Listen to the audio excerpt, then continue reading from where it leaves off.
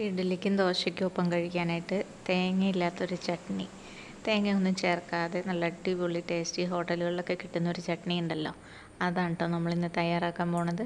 അപ്പം അതിന് വേണ്ടിയിട്ട് ഒരു പാനിലേക്ക് കുറച്ച് എണ്ണ ഒഴിക്കാം. അതിലേക്ക് കുറച്ച് 2-3 വറ്റൽമുളക് ചേർക്കുന്നുണ്ട്.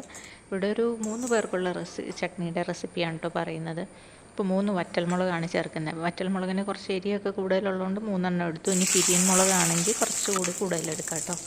അത് ഒന്ന് വറുത്ത് മാറ്റി അത് കഴിഞ്ഞ് നമ്മളതിലേക്ക് ഒരു കുറച്ച് ചുവന്നുള്ളിയും ഒരു 5-6 അല്ലി വെളുത്തുള്ളിയും കൂടി ഇട്ട് നന്നായിട്ട് മൂപ്പിക്കുന്നു. ഈ വെളുത്തുള്ളിയും ചുവന്നുള്ളിയും ഒന്ന് നന്നായിട്ട് വെന്ത് കിട്ടുന്നവരെ അതിനകത്തിട്ട് മൂപ്പിക്കും.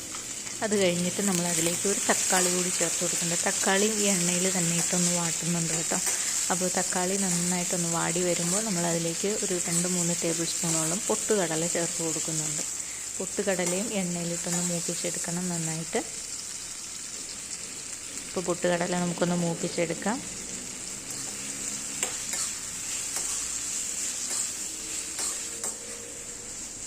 പൊട്ടുകടലയൊക്കെ ആയിട്ട് ഇനി നമുക്കിതൊരു മിക്സിയുടെ ജാറിലേക്ക് ചെറുതായിട്ടൊന്ന് തണുത്തതിന് ശേഷം വേണം കേട്ടോ മിക്സിയുടെ ജാറിലേക്ക് മാറ്റാൻ.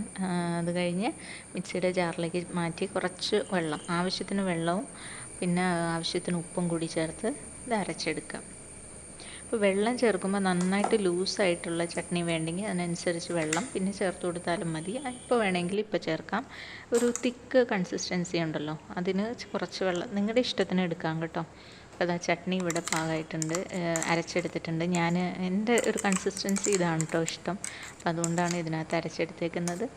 ഇനി ഇതിലേക്ക് കുറച്ച് കടുക് വറുക്കാം, കടുക് വറുത്ത് ചേർക്കാം. കറിവേപ്പിലയും വറ്റൽമുളകും എല്ലാം ചേർത്ത് കടുക് വറുക്കണം. പെട്ടെന്നുള്ള ഒരു ഇതായതുകൊണ്ടാണ് കേട്ടോ ഞാനിതെങ്ങനെ കടുക് വറുത്തേക്കണേ. അപ്പോൾ ഇതാ നമ്മുടെ ചട്നി ഇവിടെ റെഡി ആയിട്ടുണ്ട്. നല്ല പുളിയുണ്ട്, എരിയുണ്ട്, എല്ലാം ഉണ്ട്. അപ്പോൾ നല്ല അടിപൊളി ചട്നി.